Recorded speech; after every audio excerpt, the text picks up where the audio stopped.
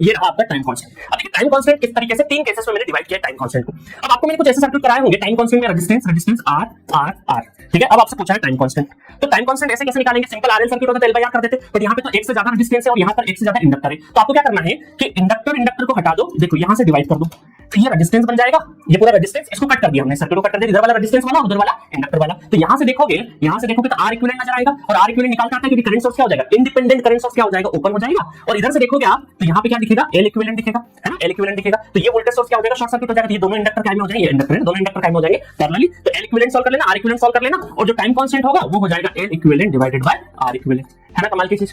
तो आपको सेपरेट करते आना चाहिए। तो यहाँ ओपन सर्किट, शॉर्ट सर्किट, ये आर इक्विवेलेंट हमने कहां निकाला, बेसिक में निकाला था।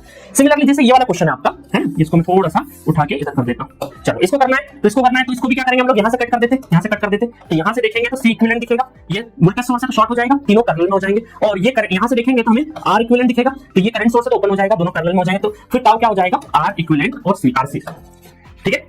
चलिए एक तो इस तरह के मैंने टाइम कांस्टेंट बताया। सेकंड है कि आपका ऐसा स्विचिंग दिया हुआ रहता है और टाइम कांस्टेंट पूछा जाता है, तो यहां पर आपको क्या करना है, सबसे पहले तो आप पूरे सर्किट को ध्यान से देखिए, रेजिस्टेंस और इंडक्टेंस। तो क्या मैं इसको इंडक्टेंस को अलग कर दूं, रेजिस्टेंस को अलग कर दूं, तो यहां से इंडक्टेंस को अलग कर दो तो ये एल हो जाएगा, और यहां से मुझे फाइंड आउट करना है आर इक्विवेलेंट।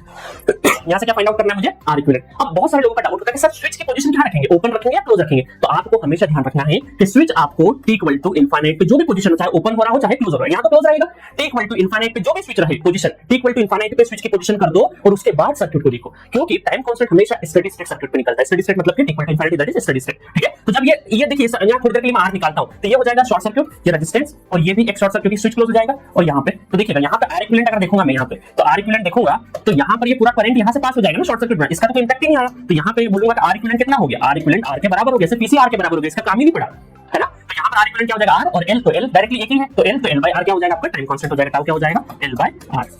समझ में आया? ये बहुत ध्यान से, तो जितने भी स्विचिंग वाले सर्किट है उसमें टाइम कांस्टेंट कैसे निकालोगे, पहले तो स्विच को आप इनफिनिट की पोजीशन पे कर दो, चाहे ओपन हो रहा चाहे क्लोज हो रहा कर दो, और उसके बाद जो सर्किट है इसमें रेजिस्टेंस या इंडक्टेंस है जो भी कैपेसिटर उसको सेपरेट कर लो, ठीक है। आपके मन में कुछ क्वेश्चन आ रहे होंगे, मैं अभी समाधान करता हूं ना, कुछ डाउट्स आ रहे होंगे। चलिए अब देखिए यहां पर आपको एक और थर्ड टाइप, ये टाइप नंबर 1, टाइप नंबर 2 और टाइप नंबर 3, इसका टाइम कांस्टेंट निकालना है। तो आप क्या करेंगे, इसमें डिपेंडेंट है। अब डिपेंडेंट सोर्स तो क्या इनेक्टिव नहीं होते, तो देखो सबसे पहले तो यहां पे इसको हटा दो, यहां से कट कर दो, यहां से कट करने के बाद इंडक्टेंस को हटा दो, यहां से आर इक्विवेलेंट देखना है। तो देखिए आर इक्विवेलेंट नजर आ रहा है आपको, और ये सर्किट है जिसमें सिर्फ और सिर्फ डिपेंडेंट क्वांटिटी है, तो इसको क्या बोलते हैं हम लोग, डेड सर्किट बोलते हैं, जिसका VTH और ISC क्या होता है, 0 होता है। बट RTH फाइंड आउट करते हैं हम डेड सर्किट का, कैसे कर सकते हैं, क्योंकि इसमें अगर हमें फाइंड आउट करना है, जो भी हो एरो बना दिया, तो हमें क्या करना है, रेजिस्टेंस, ये रेजिस्टेंस, और यहां पे वोल्टेज सोर्स लगाना है, और यहां से करंट प्रोड्यूस होगा।